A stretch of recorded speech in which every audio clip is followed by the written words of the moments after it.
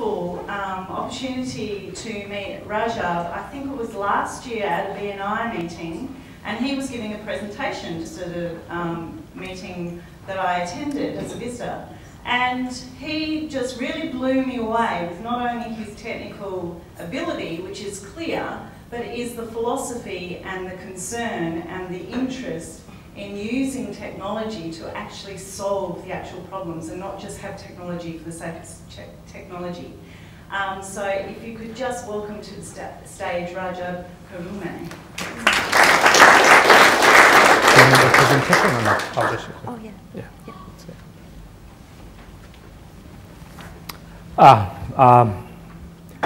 Good evening, ladies and gentlemen. My name is Rajab Karume. I work at Needle & Hay Digital, so that's my company. And basically what we say, the tagline for Needle & Hay is, it's not about the technology, it's about the consumers. Now, if I could please ask you not to stand up, but to take out your smartphones. If you have a dumb phone, keep it in your pocket. If you have a smartphone, please take it out of your pocket or your purse.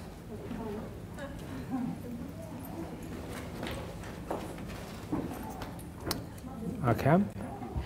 If you could then exchange it with the person sitting next to you. If there's no one sitting next to you, just put it in the middle of the table.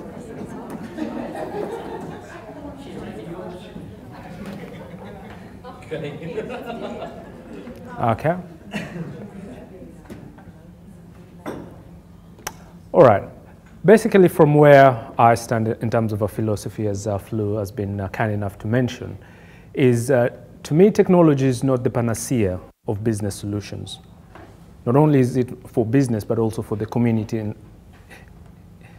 in broader terms, because business do not work in vacuums as far as I'm concerned.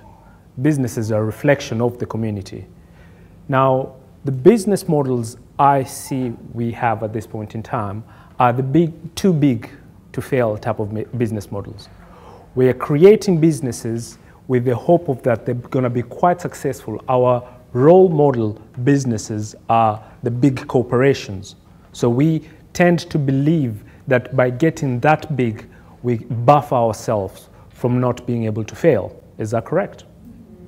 Now, I think that is a weakness. It's an Achilles heel. It is an Achilles heel that's coming out of the Industrial Revolution. The Industrial Revolution, what it did was, in no small terms, changed the way the world worked. It changed lives from Timbuktu to Perth. The tyranny of distance was easily tamed by air travel. Businesses then could say, yes, we are a multinational corporation. Before that, it was difficult. You aspired to be that. So what happened then is we ended up creating this big Goliath 800-pound type of businesses in the sense, or in the hope that by having an 800-pound gorilla, we cannot be able to fall. So I take the opposite view, which is Charles Darwin's view. It's not about strength in terms of survival. It's more about adaptability. Thomas Edison helped the Industrial Revolution, created a very good space for the Industrial Revolution to be able to achieve its objectives in a very short period of time. What he did was created power stations.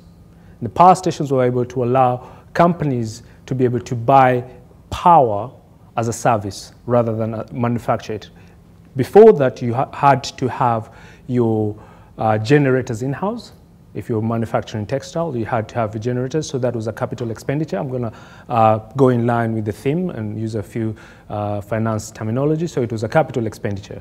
So you'd have to pay for buying the generator, having the workforce, and if that generator didn't work, your factory upstairs would stop. 2 weeks, 4 weeks, however the time was. Thomas Edison helped out. You bought power as a service. You just plugged it in. You did not have to have the capital expenditure. You went to operational expenditure. And we know what happened after that. We bought cars, we bought washing machines, we bought silver lined kettles, and we have all that in our houses. And we're creating a big dumping ground. That's a side effect. Now, in the digital space, what's happening is we're having a revolution that is upon us, and we're not taking much of an effort to understand what's happening from where I stand. It is not about having a website or having an app, for example. That is the peripheral reaction, knee-jerk reaction you can have. What you need to think about is the openness. I know now that I can go into RSM Bad Cameron and find out how they do their business and how other businesses in terms of other accounting firms do their business, to be able to know if they're cost effective for me or if they're best practice for me. Previously, you worked in an opaque environment in the industrial age where the information, you only were able to be relatively king because you had all the information and knowledge, and your buyers could not find that information. So it was more of a seller's market. With the revolution we're going through now, it is a seller's market. So we need to think about that. Mobility, the reason I asked you to change your phones, imagine if you stood up and left with your neighbor's phone. How would you feel? How would you react? I know personally I might not be able to sleep. I need to check a few things before I sleep. I need to check if my phone is there. Engagement, it's about engagement. It's not about broadcasting. It's not about saying, Rajab, let's do something on Facebook. Yes, I can do that for you, build you good. But I'll walk away knowing you're not going to get the point. It's not about getting 1,000, 10,000 likes. It's not about that. Think about this. Mark Zuckerberg has done what the printing press did. So we went from Gutenberg, who's the gentleman who invented the printing press, to Mark Zuckerberg.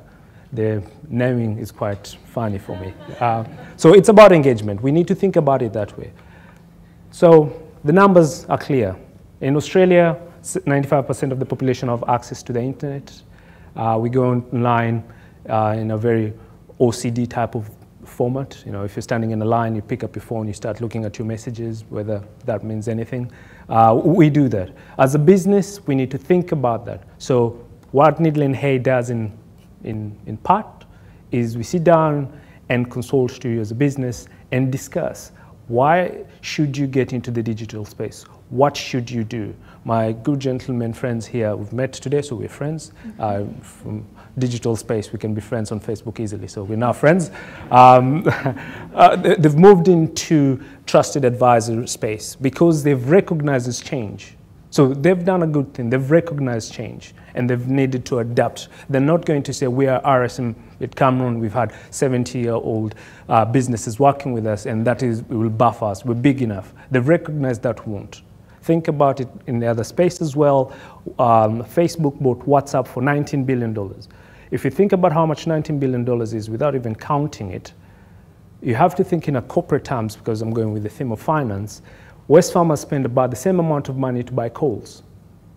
Zuckerberg in less than 20 years has done exactly the same deal. The Wesfarmers deal is, gentlemen, you can correct me if I'm wrong, is one of the biggest, largest corporate game changers in Australia. So this is a gentleman who's barely 30 and has done exactly the same thing. So if you're sitting as a business and saying, all I have to do is have a Facebook engagement, create a website, and have an app, yes, I can do that for you. But if you want to have a discussion about, in terms of digital strategic planning about your business or your client's business, and think about how you can be adaptable and survive, that is when then I will bloom. Thank you very much for your time.